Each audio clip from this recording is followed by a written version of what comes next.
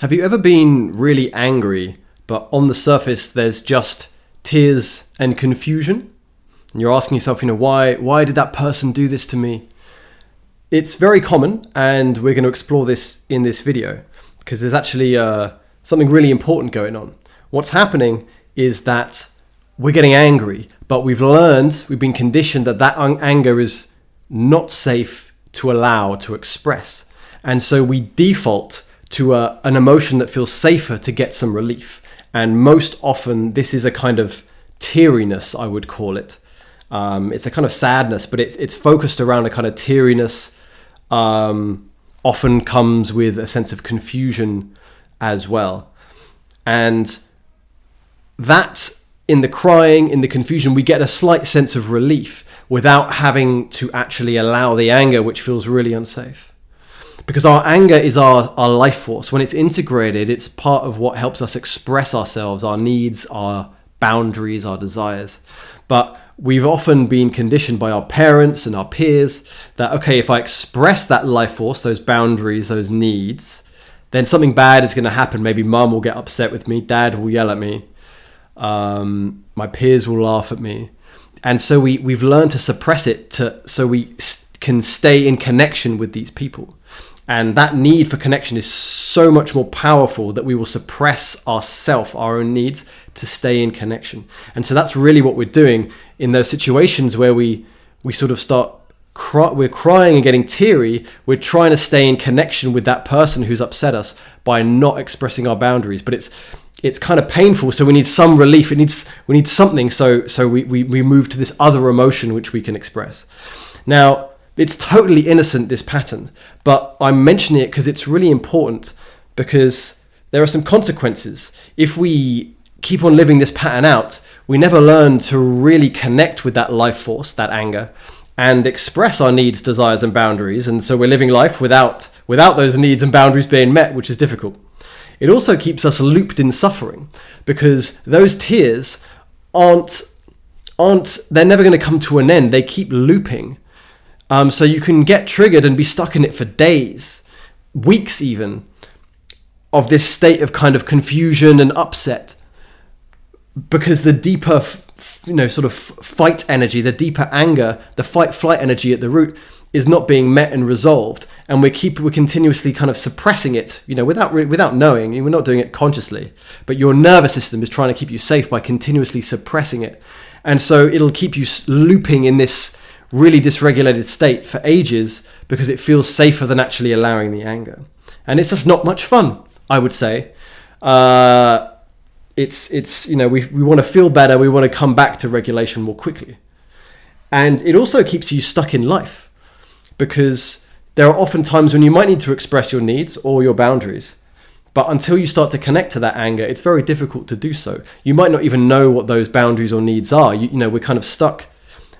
You might have had a friend who's like that, who comes to you and they're crying and they're confused and they don't know what's going on. They're very dysregulated. They're looping in what's happened, explaining it over and over again. And they can't step forward in life from that place. And again, this isn't to judge them in the slightest. This is totally innocent and out of their hands in a certain sense. It's an automatic nervous system protection. But if we can learn to notice it, we can grow in that direction. There's an important distinction here between sort of healthy and unhealthy crying.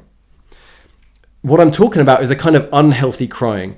Its purpose is to keep a deeper, more real emotion at bay, in this case anger, and it will loop over and over. It will never actually resolve itself. So you end up in this sort of stuck in this dysregulated state. And that's why I call it unhealthy, because it's just not good for your nervous system to stay dysregulated for so long.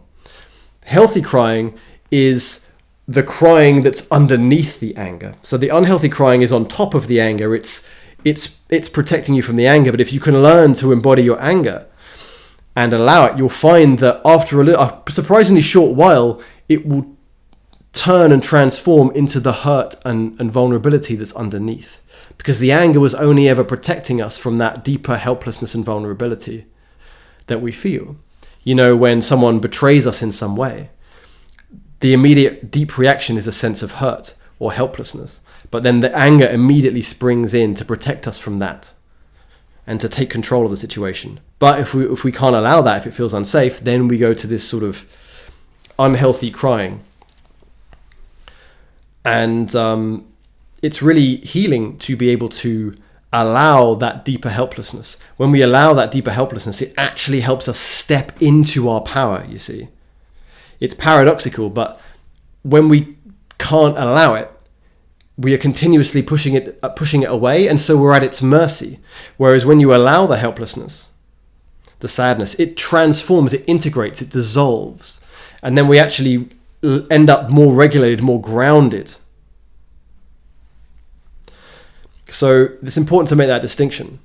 And the healthy crying, it will resolve. So you might cry for a few minutes, but then you'll find that it resolves and there's a greater sense of calm and peace afterwards, perhaps strength. Whereas with the unhealthy crying, like I said, it'll loop. So what do we do here? It's helpful to kind of notice this happening and just ask yourself, okay, am I actually just really angry in this situation? If you notice yourself dysregulated crying and you're kind of in this conflict with someone, just, am I angry here? And when I ask clients this, when I notice this in clients, I ask them, like, is there a part of you that's angry at this situation? And they go, yeah, I'm absolutely furious. I'm so mad. And they know it, they can feel it.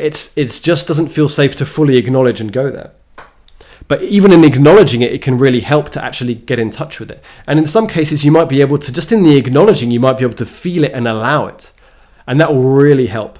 In some cases, it might be a bit unsafe to go there, in which case you might have to bring a bit of safety to yourself. I've got videos on resourcing and safety. Just type in those keywords in my channel and you can find those. Or you might need to work with the protector parts a little bit, because that part that comes in that says, okay, if you get angry, then people will get upset. That's kind of a protector part that's trying to keep you safe from that anger. And there's ways of working with that. And then the sort of the direction we want to go in is learning to embody and feel that anger. Actually, not acting it out, not yelling at this person who's betrayed you or whatever, or slamming doors, but learning to actually inhabit the feeling of anger, becoming a home for that feeling of anger. And that's where the integration, the transmutation takes place, that turns that previously fragmented, repressed anger into a part of our capacity for strength and setting boundaries.